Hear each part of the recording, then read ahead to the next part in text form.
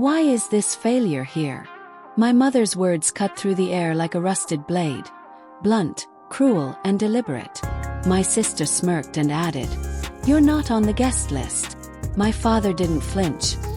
He didn't even blink. He just looked past me as though I were another piece of furniture he had long stopped noticing. I smiled, but inside I was already armed. Words sharpened into weapons, waiting for release. They thought they had erased me. Tonight I came back to remind them who I really was. 9 years ago, I left that house with nothing but a suitcase of silence. There were no goodbyes, no warmth. Just betrayal sealed behind slammed doors. They chose my replacement, my cousin Evan. Polished, obedient, smiling on cue. He became the golden son. He took my room, my seat at the table, even my future in the family business. I was 23 when I confessed I wanted to leave law school to pursue writing. They didn't scream, they didn't argue, they simply erased me. My father rewrote his will. My mother blocked my number. My sister Olivia updated her social media bio to read, "Only child of 2 proud parents."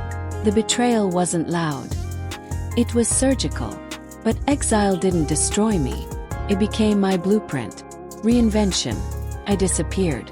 I changed my name, worked freelance jobs under aliases, built a portfolio in secret. I became a ghostwriter for CEOs and politicians, earning 5 figures for single speeches.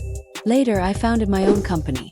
Low profile, high impact, specializing in ghostwriting, corporate crisis management, and political damage control.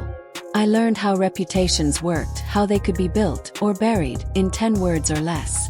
I became the pen, the hidden voice behind powerful men.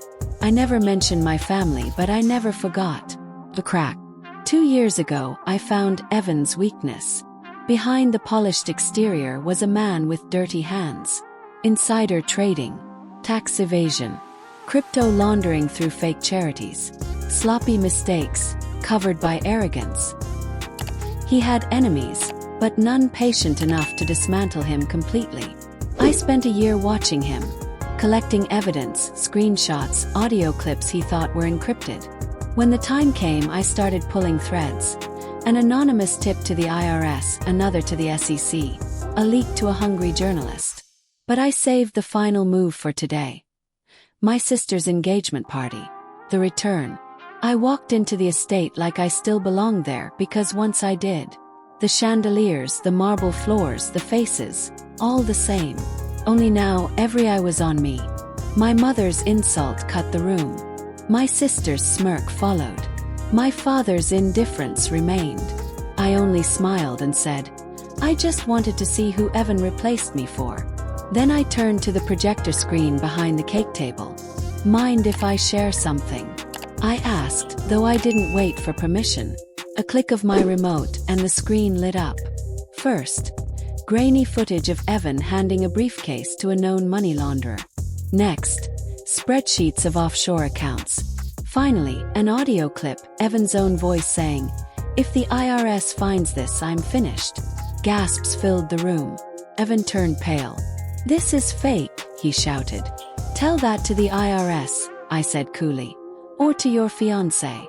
She was already stepping away from him. I turned to my parents. "You erased me, replaced me, and I waited. Not to prove I mattered, but to let time rot the lie you built. And here we are." For once, my mother had no words. My father sat in stunned silence. My sister's phone lit up with texts as the scandal spread across the internet. Evan tried to lunge at me, but security stopped him. Someone had wisely anticipated the need for protection. An hour later, I stood outside as federal agents led Evan away in handcuffs. My mother wept into her pearls. My father sat broken on the porch. My sister was finally silent. Justice. I felt nothing, no grief, no regret. Only air, clean and unburdened. Justice isn't always loud. Sometimes it's quiet, surgical, precise. 9 years ago they erased me. Today I reminded them. Not through tears, but through truth sharpened into a blade. I was never the failure. I was the patient one. Thanks for watching PastQuest. If you enjoyed the journey into history, don't forget to like, share, and subscribe for more amazing stories from the past. See you in the next quest.